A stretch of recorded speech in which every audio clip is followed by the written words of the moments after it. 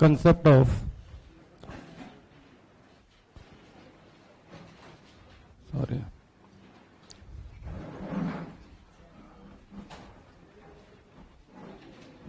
electrostat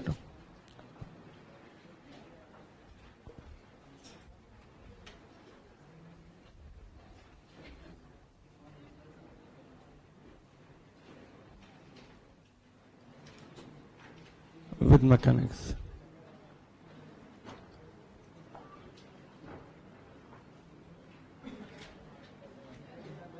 ध्यान दें,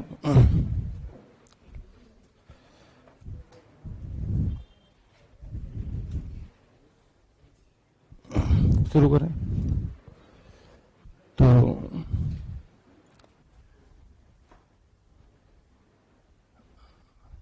जो काम mg करता था ग्रेविटी की वजह से, तो अगर इलेक्ट्रिक फील्ड E है कहीं, ठीक, और अगर एक चार्ज हम वहां पर रख दें, प्लीज ध्यान दें, तो इस पे फोर्स लगेगा QE का, ठीक, और QE फोर्स की वजह से जो एक्सेलरेशन आएगा, मान लीजिए मास m है इसका, ठीक, तो एक्सेलरेशन आएगा QE/m, ठीक। तो जो काम पहले कभी सूडो फोर्स करता था ma का, तो वही सेम काम यहाँ पे QE/m करेगा, ठीक। तो किसी ने पूछा कि भाई टी टाइम के बाद इसकी वेलोसिटी बता दो कितनी होगी, इलेक्ट्रिक फील्ड आगे तक ले सकते हैं, तो कैसे निकालेंगे? इनिशियल वेलोसिटी मान लीजिए 0 है, तो एक्सेलरेशन पता ही है, वेलोसिटी चाहिए, तो सीधे v बराबर u प्लस at, a की वैल्यू है QE/m इंटू टी। किसी ने पूछा इसकी काइनेटिक एनर्जी बता दो, तो सीधे हाफ mv²,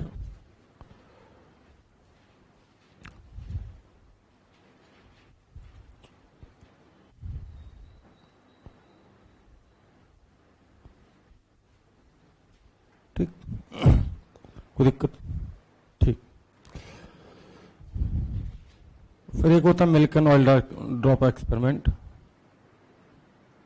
बस आज क्लास पे कोई मतलब था नहीं, हाँ, नहीं वक्त,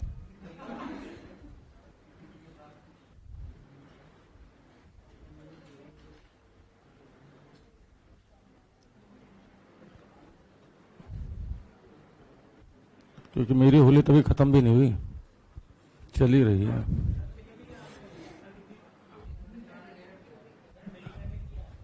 हाँ, मिल्कन ने किया था, ठीक।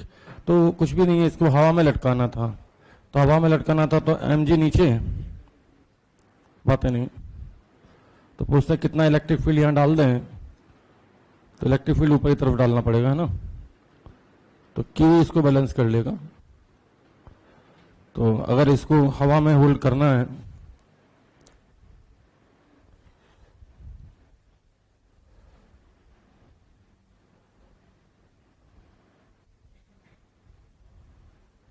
तो mg बराबर QE, पूछते हैं इलेक्ट्रिक फील्ड कितना डालना है, तो E बराबर mg/q, ठीक। फिर पूछते हैं कि अगर इलेक्ट्रिक फील्ड रिवर्स कर दें,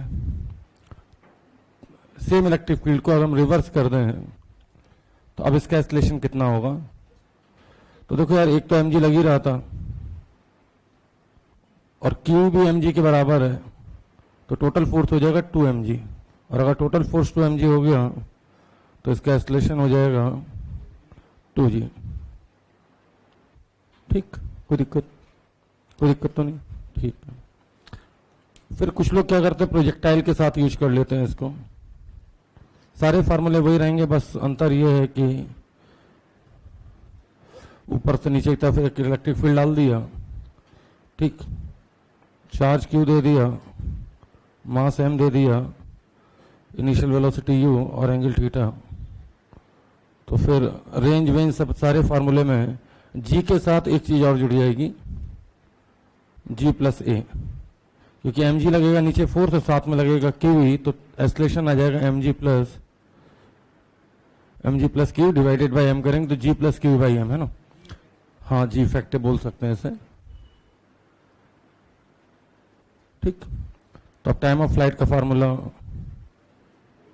2 साइन थीटा अपॉन जी की जगह जी प्लस क्यू बाई एम हो जाएगा। इसी तरीके से एच मैक्स रेंज सबके फार्मूले में, एच मैक्स का फार्मूला याद है किसी को, H square theta by 2 into G effective है ना। ऐसी रेंज में U square sine 2 theta by G effective है ना। कुल मिला के सीधी सीधी बात यह है कि जो काम हम लिफ्ट में करते थे ना, और एम जी प्लस ए मतलब कि M G plus M A मतलब कि जी प्लस ए लगता था, तो एक ही जगह अब लग रहा है क्यू ई बाई एम।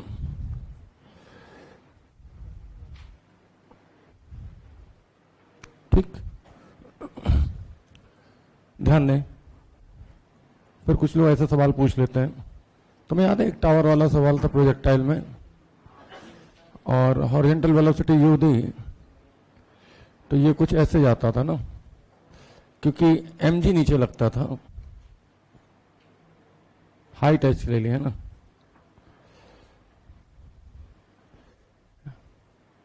कैसे करते थे, इसकी रेंज में निकालनी हो, टाइम ऑफ फ्लाइट निकालना हो, तो कैसे करते थे, एच बराबर लिखते थे हाफ जी टी स्क्वायर, तो यहां से टी आ जाता था अंडर रूट 2h बाई जी,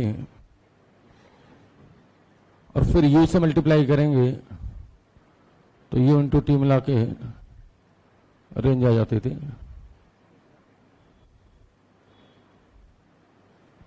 ठीक, तीन सवाल है, बस ग्रेविटी नीचे लगती है इसलिए नीचे मुड़ा। अगर कोई कहे कि एक इलेक्ट्रिक फील्ड ऐसे है नीचे से ऊपर की तरफ, दो प्लेटें बना दी, ठीक, इलेक्ट्रिक फील्ड की डायरेक्शन नीचे से ऊपर ले लेते हैं, मतलब कि नीचे पॉजिटिव प्लेट ले लेते हैं,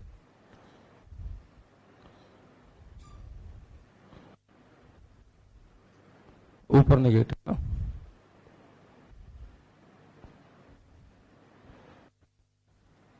फिर एक चार्ज पार्टिकल मान लीजिए 20 से एंटर किया तो ऐसे मुड़ेगा। ठीक, ये डिस्टेंस यहां से कुछ इनिशियल वेलोसिटी हमने v नॉट मान ली,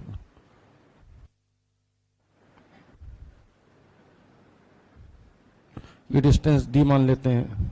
अंतर सिर्फ ये है कि ग्रेविटी नीचे लगती तो ऐसे मुड़ा था, इलेक्ट्रिक फील्ड ऊपर कर दिया है, क्योंकि इलेक्ट्रिक फील्ड की डायरेक्शन होती है नीचे से ऊपर, मतलब कि प्लस से माइनस की तरफ। ठीक, तो फिर पूछते हैं कितनी वेलोसिटी पे निकलेगा, कितने एंगल पे निकलेगा। ठीक,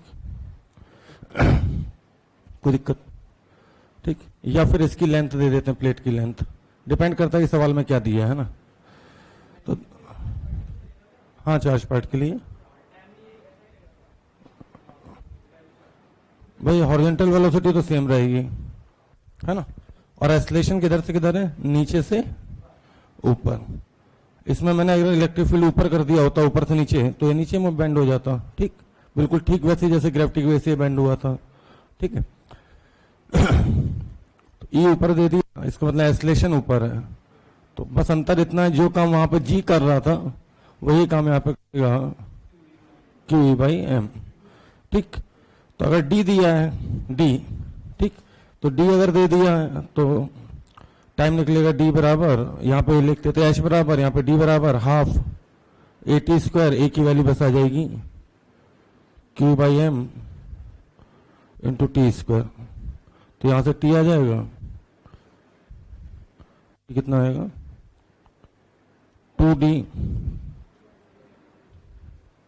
2d एम अपॉन क्यू, है ना। कोई दिक्कत। फिर किसी ने पूछा कि इसकी वेलोसिटी कितनी हो जाएगी, तो टाइम पता ही है अपने को, इनिशियल वेलोसिटी सेम रहेगी क्योंकि एक्सेलरेशन वर्टिकल में है। वर्टिकल वेलोसिटी को पूछे तो वर्टिकल वेलोसिटी निकाल सकते हैं, वी वाई बराबर इनिशियल वेलोसिटी 0 थी, तो 0 plus Q E by M into T, V बराबर यू प्लस टी लगाया सिंपली, टी की वैल्यू यहां से यहां डाल देना, तो वी वाई आ जाएगा। वी वाई आ गया तो एंगल भी निकाल पाओगे आप, कैसे निकलेगा, tan फाई बराबर V Y upon V X तो वी नॉट है ना, कोई मैग्नीट्यूड पूछे कितना हुआ तो वी बराबर अंडर रूट वी वाई का स्क्वायर प्लस वी नॉट का स्क्वायर। ठीक, कोई दिक्कत? अगर एल दिया होगा तो फिर टाइम निकलेगा एल अपॉन वी नॉट से, क्योंकि हॉरिजॉन्टल में एक्सेलरेशन नहीं है ना। तो अगर मान लीजिए एल दिया है तो टाइम फिर ऐसे निकलेगा sorry L upon V not से ना। फिर वी वाई कैसे निकलेगा, वी वाई बराबर टाइम की वैल्यू यहां डालनी पड़ेगी।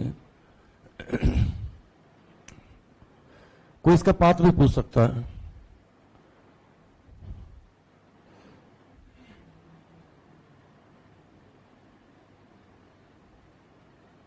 ठीक, किसी ने कहा पाथ की इक्वेशन बता दो, तो मान लीजिए ये ऑरिजिन से यहां से एंटर किया तो वो ऑरिजिन है, ये डिस्टेंस x मान लेते हैं, ये y मान लेते हैं ना।